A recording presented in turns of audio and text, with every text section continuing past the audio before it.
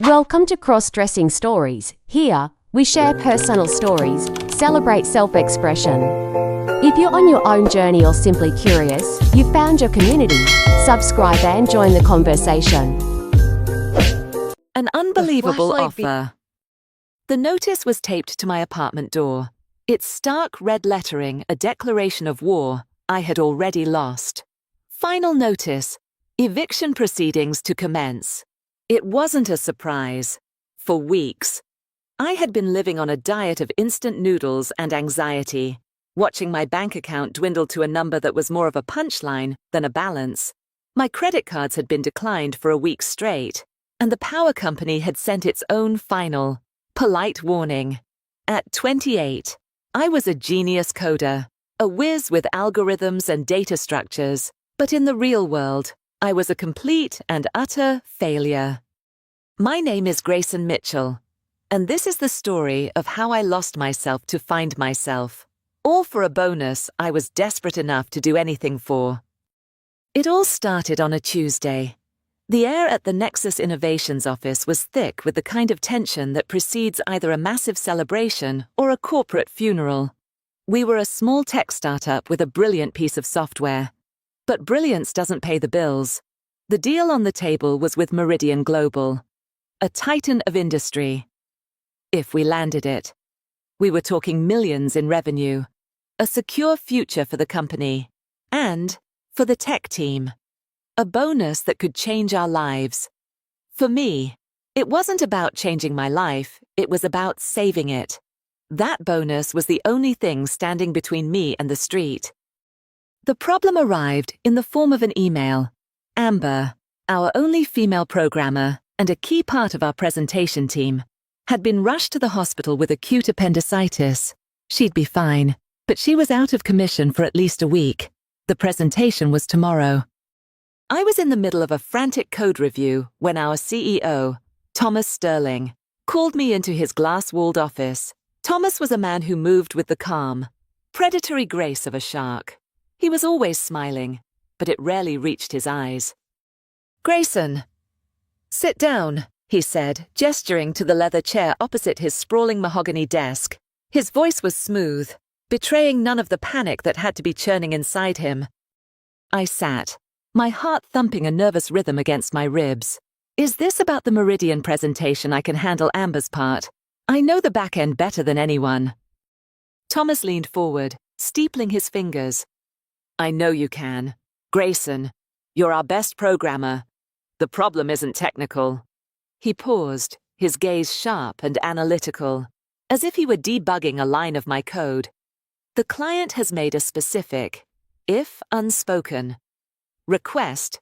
They want to see a balanced presentation team. Diversity, optics. You know the game." I blinked. "Balanced? You mean they need a woman in the room?" "Precisely," he said, "and our only woman is currently enjoying hospital jellos. They see us as another tech bro startup. Amber was our counter-argument. Without her, we look exactly like what we are." I ran a hand through my messy hair. The reality of the situation crashing down on me. It was over. The bonus. My apartment. Everything. All gone because of corporate politics and bad timing. "So, we're screwed," I mumbled, the words tasting like ash. Thomas watched me, a strange glint in his eyes. He didn't confirm or deny my statement. Instead, he just kept looking at me, his silence stretching the tension in the room until it was nearly unbearable. I started to fidget, my usual social awkwardness amplified by the stress. I was a guy who spoke more to compilers than to people. Protracted eye contact was my personal version of hell. "Finally," he spoke, his voice dangerously soft. "If you really want that bonus, Grayson, then tomorrow, you have to come in here in a pencil skirt and heels." I stared at him, waiting for the punchline. My mind processed the words, but they didn't compute. Skirt heels. Was this some kind of bizarre stress-induced joke, A nervous, choked laugh escaped my lips. That's a good one. Thomas, seriously. Though, what's the real plan? He didn't smile. His expression was utterly, terrifyingly serious. I am the real plan. Grayson, you know the product best, but we need a she. So, you will be her. The laughter died in my throat. The silence that followed was heavy and absolute. I could hear the faint hum of the server room down the hall, the distant traffic on the street below. He couldn't be serious. This was insane. It was impossible. No, I said, the word coming out as a weak croak. Absolutely not. I can't do that. I'm a man. Are you a man with enough money to pay next month's rent? He countered, his voice like ice. The question hit me like a physical blow. I thought of the red-lettered notice on my door. The shame of having my card declined for a simple cup of coffee. Desperation was a cold, heavy weight in the pit of my stomach. Thomas, this is crazy! I pleaded. They'll know. I don't look like a woman. I don't sound like a woman. It'll be a disaster. He reached into a drawer and pulled out a document, sliding it across the desk toward me. It was a contract addendum. My eyes scanned the page, and my breath caught. The bonus figure wasn't what we had been promised. It was double, a number so large it seemed fictional. It was enough to clear all my debts, put a down payment on a small condo, and live without fear for years. It was freedom, printed in black and white. We have a professional on standby, Thomas said calmly, as if discussing a routine marketing strategy. Martha from marketing. She has a particular set of skills. She believes it's doable. You have a lean build, fine features. With the right work, you'd be surprised. My mind was a whirlwind of panic and a strange, terrifying flicker of something else, something I couldn't name. The idea was monstrous, humiliating. Yet, the number on that page danced before my eyes. What was one day of humiliation compared to a lifetime of debt? What was a little bit of shame compared to the gnawing terror of homelessness? I don't know, I stammered, my gaze fixed on the contract. Just then, the office door opened, and a woman stepped in. It was Martha, the head of our marketing department. She was a chic, formidable woman in her 40s with an air of absolute competence. In her hands, she held two large, heavy-looking shopping bags from a high-end department store. She didn't look at me with pity or amusement. She looked at me like a project. She placed the bags on the corner of Thomas's desk with a soft thud. The sound seemed to echo in the silent room. A gavel striking down on my old life. I could see the edge of a silk blouse and the corner of a makeup palette peeking out from the tissue paper. Thomas leaned back in his chair, a faint, triumphant smile finally gracing his lips. Grayson, meet your fairy godmother. Martha is here to oversee your transition. I looked from the bags to Thomas's unyielding face, then to Martha's professional, expectant expression. There was no escape. The walls of the office, of my life, were closing in. The path of least resistance, the only path that led away from the eviction notice on my door, was the one that led directly through those shopping bags. My shoulders slumped in defeat. I swallowed the last of my pride, a bitter pill that felt like it was scraping my throat raw. Okay, I whispered, the sound barely audible. I'll do it. Martha gave a single, sharp nod, her expression all business. Good. We have a lot of work to do, and not much time. Let's get started. We're going to turn Grayson Mitchell into Lola. Lola. The name hung in the air. Foreign and strange. It felt like she was assigning a name to my executioner. I didn't know it then. But she wasn't naming my executioner, she was naming my savior. Martha led me not to the men's room, but to a small, unused conference room she had commandeered and converted into a makeshift dressing room. She had covered the glass walls with thick black paper, ensuring total privacy. Inside, a vanity mirror surrounded by bright, unforgiving bulbs sat on the table, along with an intimidating arsenal of brushes, pots, and tubes. A clothing rack stood in the corner, holding several outfits still in their garment bags. The air smelled faintly of perfume and hairspray, a chemical potpourri of femininity that made my nostrils tingle. It felt like stepping onto a movie set. Only the role I was about to play was the most terrifying of my life. "All right, first things first," Martha announced, her tone brisk and devoid of sentiment. "Strip down to your underwear." My face flushed hot with embarrassment. "Here." "Yes, here," she said, not even looking up as she began methodically laying out her tools. "We don't have time for modesty. Grayson, and besides, I need to see what we're working with. Now, chop chop, up." Feeling like a prisoner on death row, I slowly shed my comfortable jeans and worn-out t-shirt, standing there in my plain grey boxer briefs. I felt exposed and ridiculous under the harsh lights. Martha gave me a quick, appraising look, like a sculptor sizing up a block of marble. "Okay, lean build, as I thought. That's good. But the body hair has to go. All of it." She pointed to a small side table where an electric razor, shaving cream, and a fresh razor lay waiting. Arms and legs. Now. The next hour was a blur of quiet humiliation. I'd never shaved anything but my face.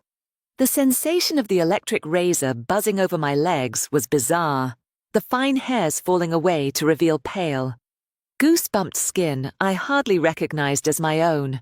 It felt wrong, alien. When I moved on to the manual razor and shaving cream, the feeling intensified, the slide of the blade over my skin. The resulting smoothness, it felt like I was erasing myself, sanding down the very texture of my own body.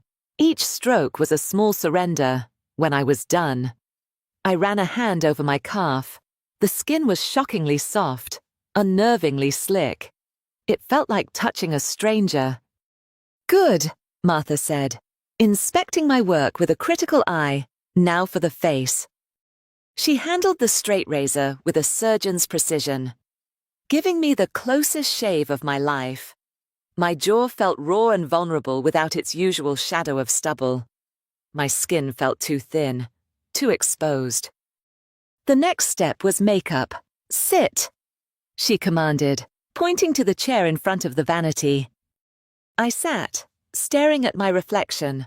My face, clean-shaven and pale, looked boyish and scared. Martha began by applying a cool, damp primer. Her touch was professional and impersonal, but the sensation of her fingers on my skin was unnerving. Then came the foundation. She worked it into my skin with a soft brush, the bristles tickling and strange. "This will even out your skin tone and hide any razor burn," she explained, her voice a low murmur of concentration. "It's about creating a smooth canvas." With every layer, my reflection grew more distant. The man in the mirror was fading, being painted over. She applied concealer under my eyes, erasing the dark circles from my sleepless, worried nights. A sweep of powder set the base, and my skin took on a matte, almost doll-like finish. It didn't feel like my skin anymore. It felt like a mask. She moved on to my eyes. "Look up," she ordered. I obeyed, my heart pounding as she approached with an eyelash curler. The metallic contraption looked like a miniature medieval torture device. I flinched as it clamped down on my lashes, but I held still. Then came the eyeliner. Her hand was steady as she drew a thin, dark line along my upper lid. It felt like a tiny, sharp insect crawling along my skin.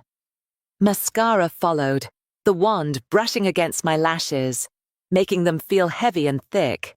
When she was done, my eyes looked Huge.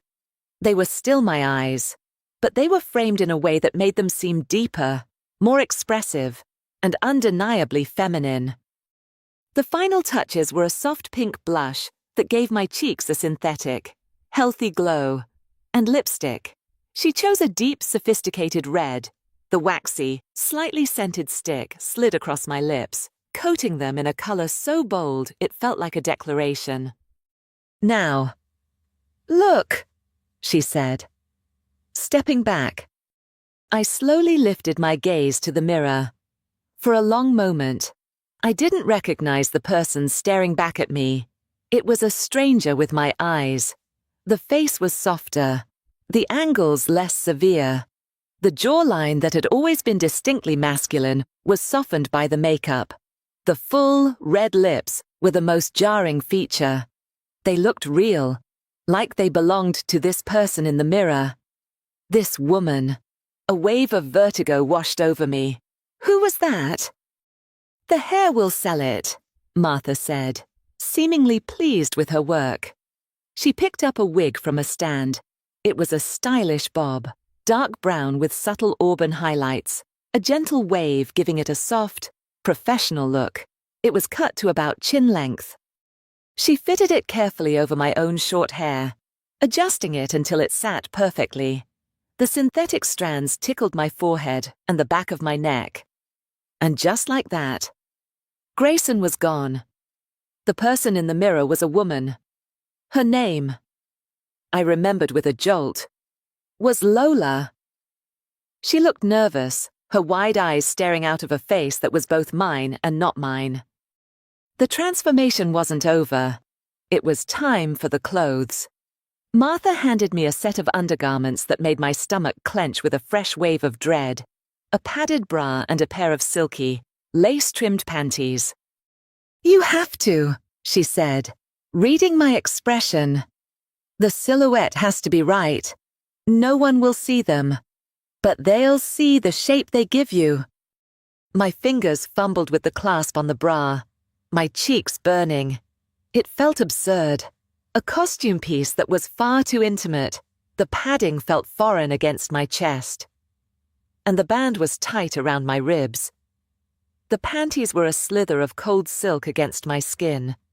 It was the most vulnerable I had ever felt in my life. Next came the pantyhose. They were sheer and black, cool to the touch. Pulling them on was a strange, delicate process. The nylon clung to my newly shaved legs. A second skin that felt both constricting and smooth. Every small movement created a faint, whispering sound.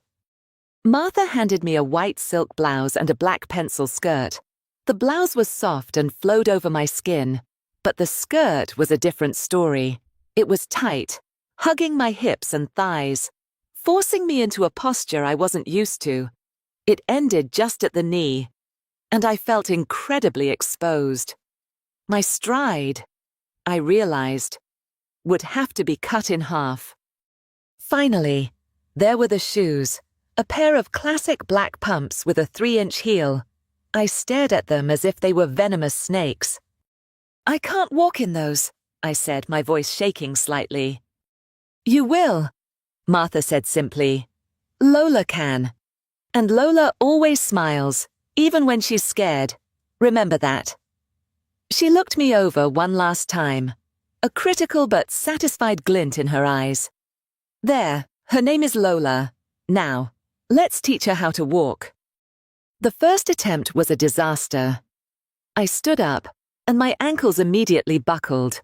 I wobbled precariously, my arms flailing for balance like a cartoon character. The heels forced my weight onto the balls of my feet, engaging muscles I barely knew I had. The pencil skirt fought against me, a tight cage around my legs. I felt like a newborn foal, all clumsy limbs and no grace. Smaller steps. Martha coached from the sidelines. Heel, then toe. Swing your hips just a little. Don't walk like you're marching into battle. We spent the next hour pacing the small conference room. I stumbled. I nearly fell. I felt foolish and clumsy. The click-clack of the heels on the floor was a constant, mocking reminder of my awkwardness. We practiced sitting down gracefully, a surprisingly difficult task in a tight skirt. We practiced standing up. We practiced holding a pen, crossing my legs, smiling a polite, closed-lip smile. Then we worked on the voice. My normal voice was too deep, too monotone.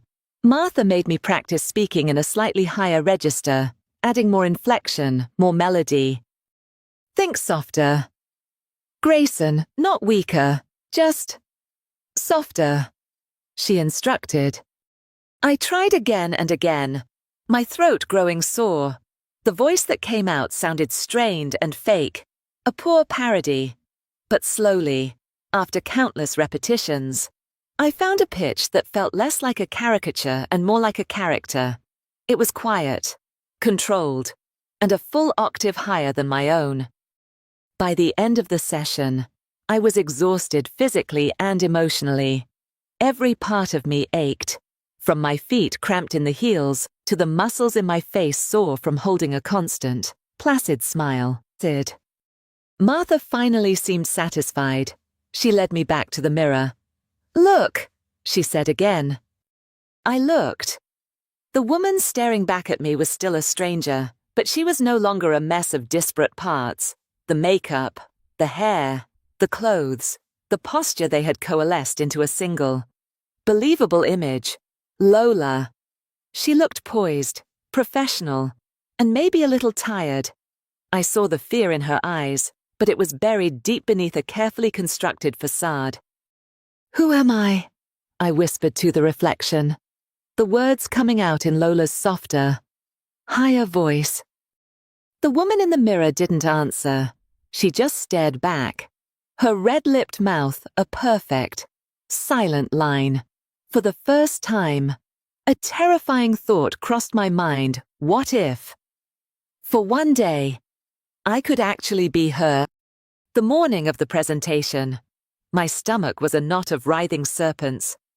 I hadn't slept. I had spent the night staring at the ceiling, replaying Martha's instructions in my head, feeling the ghost sensations of the pantyhose on my skin and the tight skirt around my legs. Getting ready for the second time was faster, but no less surreal. Martha worked with practiced efficiency, her hands a blur, as she reconstructed Lola's face over my own. This time, the clothes felt different. They were still alien, but they were also a kind of armor. As I zipped up the pencil skirt and buttoned the silk blouse, I felt myself mentally shifting gears. Grayson, the terrified, debt-ridden programmer, was retreating. Lola, the calm, competent technical expert, was being summoned to the front lines. The final click of the heels onto my feet was like the locking of a helmet's visor before battle. Thomas met us by the main conference room. He gave me a long, once-over, his expression unreadable. For a moment, I thought I saw a flicker of shock, or maybe even approval, in his eyes. "Remarkable." "Martha," he said, his voice a low hum. Then he looked at me.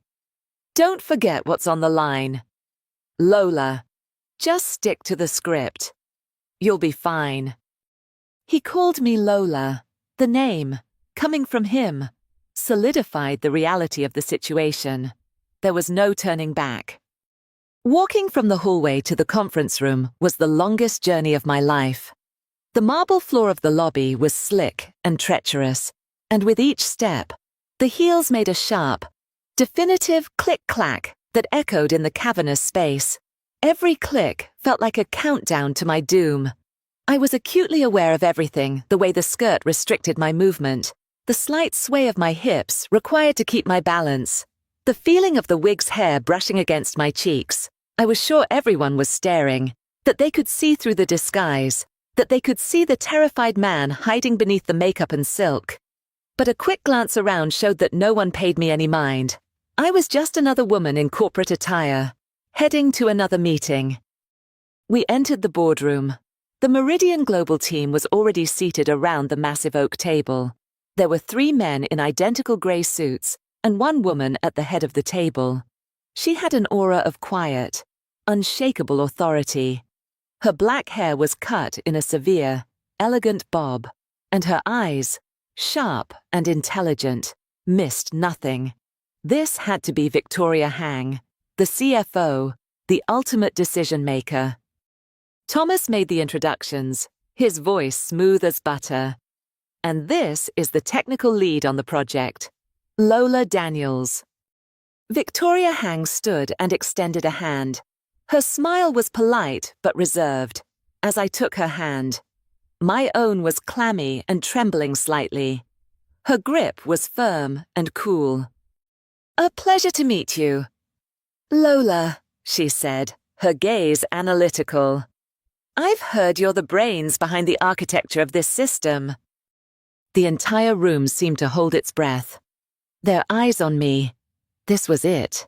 The first test. My throat felt like it was full of sand.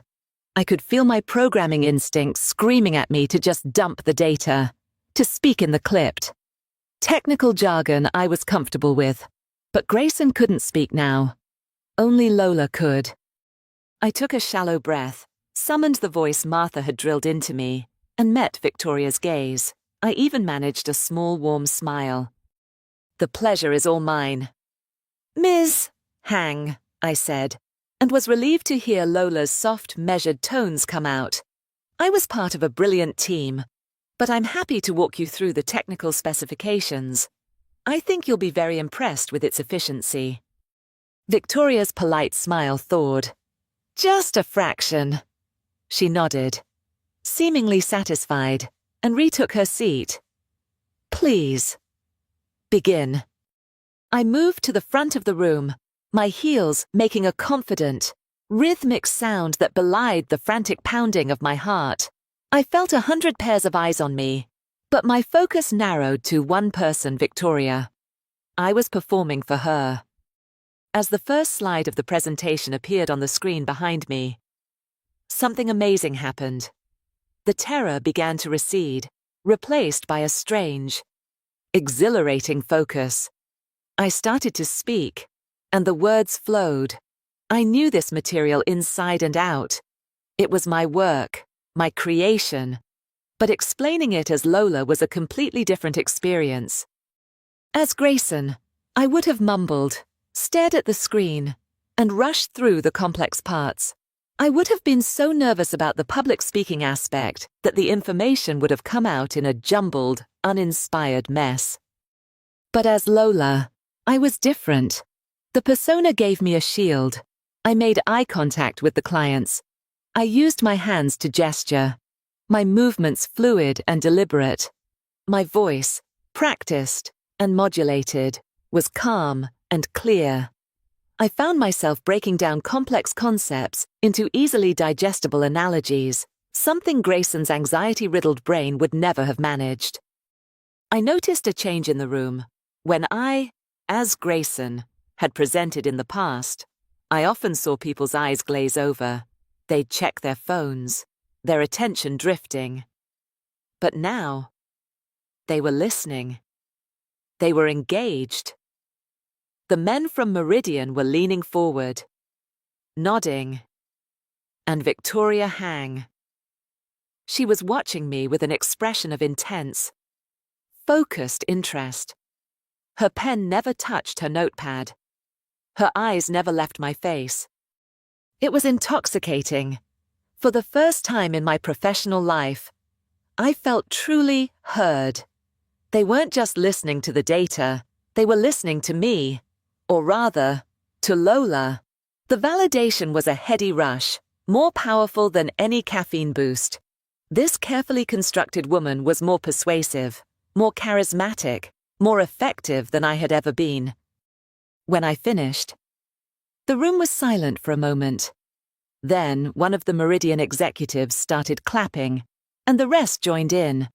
It wasn't just polite applause, it was genuine. Victoria Hang stood up, and this time, her smile was real. It reached her eyes, crinkling them at the corners. That was outstanding. "Lola," she said, her voice holding a note of sincere admiration. You've managed to make a deeply complex system sound not only accessible, but elegant. Truly impressive. She walked over and shook my hand again. The brief contact sent a strange jolt through me. It was a jolt of pride, of relief, of something else I couldn't quite identify. It was a feeling of connection. The rest of the meeting was a blur.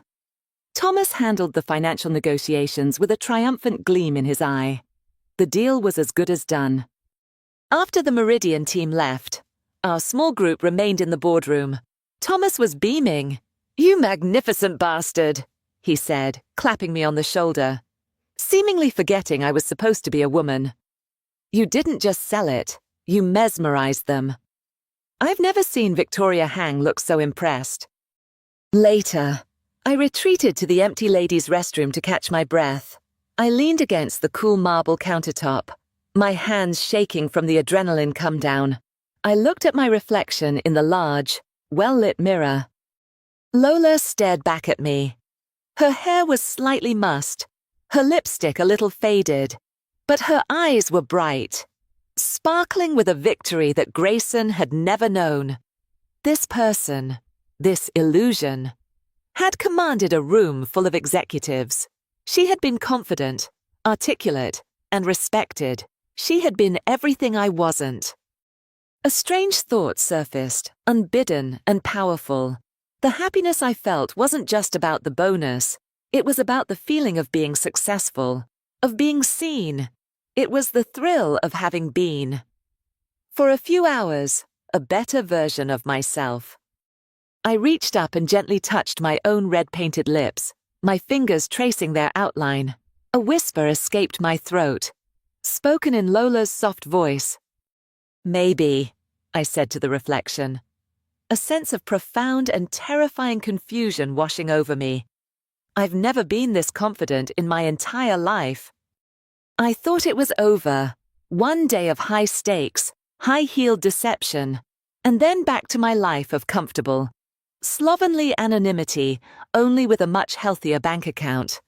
I had fantasized about peeling off the pantyhose, scrubbing the makeup from my face, and sinking into my worn-out armchair as Grayson Mitchell once more. The universe, in the form of Thomas Sterling, had other plans. He called me into his office the following afternoon. I was back in my jeans and hoodie, feeling blessedly normal, if a little hollow. "Good news," Thomas said, leaning back with the smug satisfaction of a cat that had just swallowed a canary. "Meridian signed. They loved the presentation. They loved the product. They loved you." "That's great," I said, a genuine smile spreading across my face. "So when can I expect the—" "There's a condition." He cut in, his eyes sharp. Victoria Hang was very specific. She wants Lola Daniels to be the primary technical liaison for the initial 6-month integration period. She said Lola has a unique ability to bridge the gap between the technical and executive teams. She wants her in all the major weekly meetings. My smile vanished. The blood drained from my face. "What? No, Thomas. That's impossible. I can't keep this up for 6 months. I'll be discovered. It's insane." "Is it?" he countered, his voice dangerously smooth. He slid another piece of paper across the desk. It was a revised bonus agreement. I didn't need to read the details. I just saw the new number at the bottom. It was 3 times the last one. It was a figure that didn't just save my life. It fundamentally rewrote it. It was the kind of money that bought not just security, but a whole new future.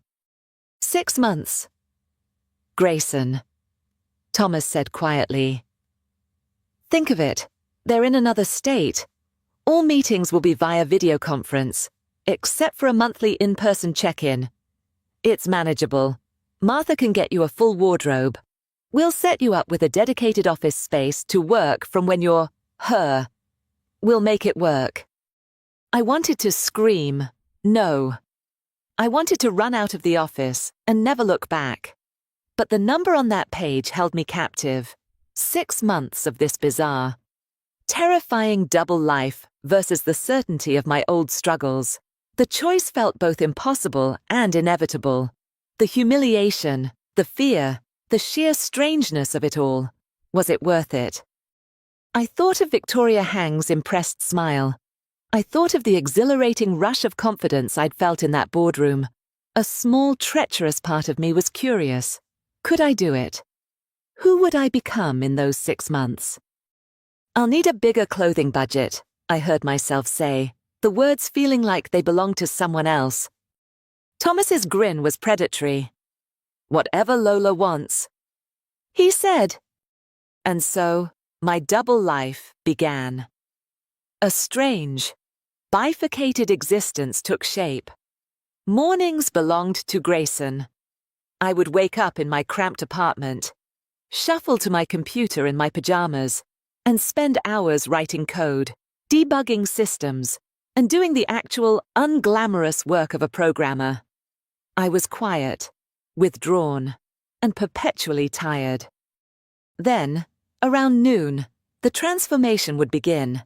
I had my own private office now, one of the smaller, windowless rooms that was officially designated for consultants. It contained a locked armoire, which Martha had stocked with Lola's burgeoning wardrobe, and a vanity identical to the one from our first session. The ritual became practiced, almost meditative. The shaving, the shower, the slow, careful application of makeup. I learned to do it myself, watching online tutorials for hours at night, practicing how to create the perfect cat eye flick with liquid eyeliner, how to blend foundation so it looked like flawless skin.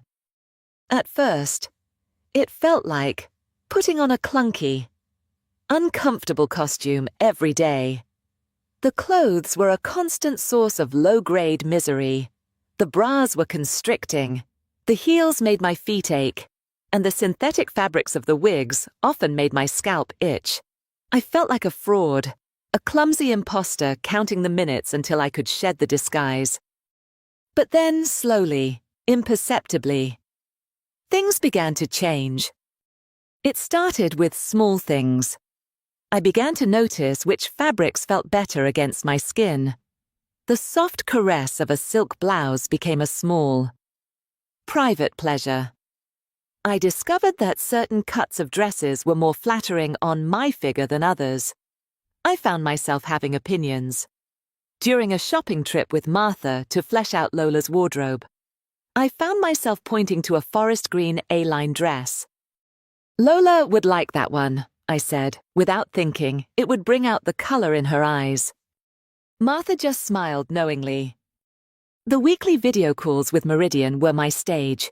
As Lola, I was articulate, patient, and charming.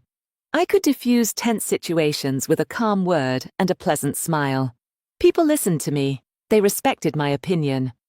The validation was a drug, and I was becoming an addict. The monthly in-person meetings were nerve-wracking, but also deeply rewarding. Victoria Hang would often ask me to join her for coffee afterward. These became the focal point of my month. As we sat in quiet, elegant cafes, our conversations drifted from project milestones to more personal topics. We talked about art, books, travel, and the pressures of our careers.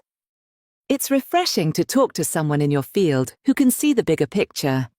She told me one afternoon, stirring her cappuccino, "So many tech people get lost in the weeds."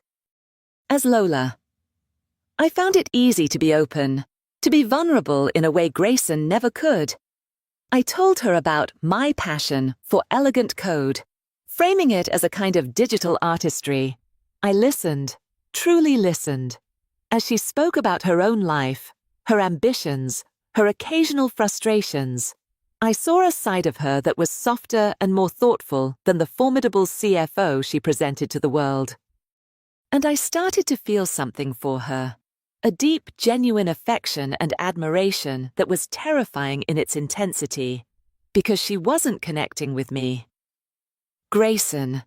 She was connecting with a fiction. A carefully crafted woman who didn't really exist. The lines between my two lives started to blur, at home, as Grayson, I found myself paying more attention to my appearance. I started using better skincare products. I kept my nails trimmed and neat. I bought clothes that actually fit properly. One evening, I was cooking dinner and realized I was standing with my hip jutted out slightly. One foot crossed in front of the other, Lola's default stance. I dropped the spatula in shock. The persona was no longer just a costume I put on for work. It was seeping into the cracks of my own identity, changing me from the inside out. The smell of the light, floral perfume I wore as Lola started to feel more familiar and comforting than my own natural scent. The feeling of smooth, shaved skin became the new normal. The faint prickle of stubble in the morning felt rough and unpleasant. Lola wasn't just a role anymore. She was an escape from the awkward, insecure man I had always been. As Lola, I was confident. I was admired. I was, in a strange way, happy. The problem was, I was starting to suspect that Lola wasn't a character I was playing. She was the person I had always wanted to be. The crisis came on a Thursday night, about 4 months into the arrangement. It had been a long, grueling day of in-person meetings with the Meridian team. I had been on as Lola for nearly 12 hours straight, navigating complex technical negotiations and smoothing over interpersonal conflicts between the teams with a grace that felt both practiced and entirely natural. Victoria had been particularly complimentary, praising my diplomacy in front of everyone. The high from her approval carried me through the exhaustion. When I finally got back to my apartment, the silence was deafening. I dropped my keys on the counter and walked into the bathroom, flicking on the harsh fluorescent light, and I just stared. Lola stared back at me from the mirror. Her makeup was immaculate, her dark bob perfectly in place. Her lipstick was a flawless shade of nude pink. She looked tired, but poised, professional, a complete stranger. Normally, this was the moment of transformation back to Grayson. The first step was always the wig, the symbolic removal of the most obvious artifice, then the makeup wipes, scrubbing away the feminine mask until my own familiar, unremarkable face emerged. It was a ritual of return, of shedding the skin of the day. But that night, I couldn't do it.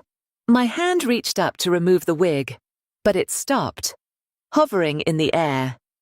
I looked into the mirror, into Lola's dark, eyeliner-framed eyes, and I felt a profound sense of resistance.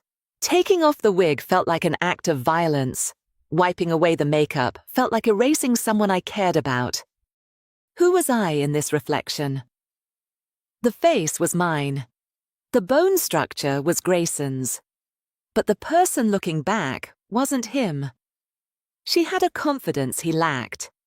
She had a life, a career, a social grace that he could only dream of. For 12 hours today, she had been more real to everyone, including myself, than the man whose apartment this was. Overwhelmed by a sudden chaotic storm of emotions, I backed out of the bathroom and walked, still in full Lola attire, to my bedroom. I sat on the edge of my unmade bed, the tight pencil skirt feeling completely out of place amidst Grayson's messy, masculine clutter. The heels were killing my feet, but I didn't take them off. I felt a terrifying thought bloom in my mind. I didn't want to be Grayson right now. I wanted to stay as her. The feeling was a confusing cocktail of shame, excitement, fear, and a strange sense of rightness. I stood up and walked to the full-length mirror on my closet door. I turned, observing the way the skirt hugged my hips. I practiced the walk Martha had taught me, the small steps, the slight sway. I spoke aloud, just to hear her voice fill the quiet room. It was a very productive meeting, I said, and Lola's soft, melodic voice answered back.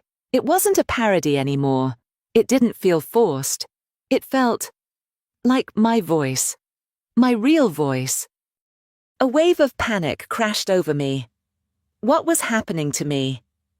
This was supposed to be a job, a means to an end, a temporary, albeit extreme, Solution to a financial problem. It wasn't supposed to dismantle my entire sense of self. The next day at the office, I was quiet and withdrawn. I was Grayson again, back in my hoodie, but I felt like I was the one in costume. The rough denim of my jeans felt abrasive against my smooth-shaven legs. My own deep voice sounded foreign and gruff in my ears. Martha found me by the coffee machine. She had been a constant, steady presence throughout this whole ordeal, a mix of drill sergeant and confidant. She looked at me, her expression gentle. "You okay? You seem distant today." "I'm fine," I mumbled, not looking at her. She placed a hand lightly on my arm. "You know, it's amazing to see the difference in you. When you're her." She paused, choosing her words carefully. "Lola makes people feel at ease. She makes them listen. She brings out a warmth in you that people respond to. Maybe that's because she's closer to the real you than you think." Her words hit me with the force of a physical blow. I had been thinking the exact same thing, but hearing it from someone else made it terrifyingly real. I just shook my head, unable to form a reply, and walked away. The breaking point came a week later. Nexus was hosting a small informal celebratory dinner for the Meridian team to mark the halfway point of the integration project. It was a business casual event at a nice restaurant. This meant I had to be Lola in a social setting for the first time. I chose my outfit with more care than I had ever chosen anything in my life. A simple, elegant navy blue wrap dress that fell just below the knee, nude heels, and minimal, classic jewelry. When I looked in the mirror before leaving, I felt a flutter of genuine excitement. I didn't just look convincing, I looked beautiful. At the restaurant, Victoria greeted me with a warm smile that made my heart do a painful little flip. "Lola, you look stunning," she said, her eyes lingering on me for a fraction of a second too long. Throughout the dinner, I felt more myself than ever. I laughed, I told stories, I engaged in witty banter. This wasn't an act. This was me, or a version of me that was finally allowed to exist. Later in the evening, Victoria and I found ourselves standing by the restaurant's large window, looking out at the city lights. "You know," she said, her voice soft, "when I first met you, I thought you were just incredibly polished, almost too perfect." She turned to face me, her expression serious. "But getting to know you these past few months, there's such a genuine warmth and intelligence there. I don't know why, Lola, but I always feel like there's something incredibly real about you, just beneath the surface." As she spoke, she reached out and placed her hand gently on my forearm. Her touch was light, almost accidental, but it sent a bolt of lightning through my entire body. It was an electric, dizzying sensation. My breath hitched. All the carefully constructed walls between Grayson, Lola, and my feelings for this woman crumbled in an instant. My heart was pounding in my chest. I felt a desperate, insane urge to tell her everything, to confess the entire, ridiculous truth. But I couldn't. The lie was too big, too deep. And my feelings for her, they were real, but they were tangled up in this deception. She felt this connection with Lola, not with the awkward man hiding underneath the dress. I pulled my arm back gently, my face flushing. "Thank you." "Victoria," I managed to say, my voice barely a whisper. That means a lot to me." She gave me a slightly puzzled, searching look, then smiled and turned back to the view, but I couldn't breathe. Her touch, her words, they had cracked the mirror wide open. I was living a lie, and I was falling in love within that lie. The reflection was no longer just a disguise. It was my reality, and I had no idea who I was supposed to be when the mirror wasn't there to tell me. The final 2 months of the contract passed in a blur of escalating confusion and quiet desperation. My life felt like a tightrope walk over a canyon. On one side was Grayson, a hollowed-out shell who spent his nights coding and his days feeling like a ghost in his own skin. On the other was Lola, vibrant, successful, and increasingly the only version of myself that felt real. The balancing act was tearing me apart. I was exhausted from the constant vigilance, the fear of being discovered, and the emotional weight of my secret feelings for Victoria. The project concluded with spectacular success. Meridian Global was thrilled, and our little company, Nexus Innovations, was on the map. The final bonus payment landed in my bank account, a number so vast it felt like it belonged to someone else. It was the prize I had almost killed myself for. And now that I had it, it felt strangely meaningless. It couldn't solve the real problem. It couldn't tell me who I was. Victoria formally offered Nexus a long-term, multi-year partnership, a deal that would secure our future indefinitely. But, as before, there was a condition. She made it clear to Thomas that she considered Lola's continued involvement as the lead technical liaison to be non-negotiable. The day after the offer came through, Thomas called me into his office. This time, I went as Grayson. It felt like walking to my own sentencing. Thomas didn't beat around the bush. He laid out the offer, the stakes, and the crucial role Lola played in it all. I just sat there, numb. "I can't do it anymore. Thomas," I said, my voice flat and defeated. "I can't keep living like this. The 6 months are up. The deal is done. I want out." He watched me for a long moment, his usual shark-like demeanor replaced by something I couldn't quite read. It might have been calculation, but it could have been a sliver of empathy. "I've seen the change in you, Grayson," he said quietly. "We all have. You're different. Better, if you want my honest opinion. Happier, it seems." He leaned forward. "What if you didn't have to? What if this wasn't about pretending anymore?" I stared at him, uncomprehending. "What are you talking about?" "I'm talking about a permanent solution," he said, his voice dropping to a serious, conspiratorial tone. "Nexus has an excellent benefits package, top-tier health insurance. If you wanted to continue this, to make Lola official, the company would support you, legally, medically, in every way. We would fund whatever you need for a full transition. You could be her, for real. No more hiding."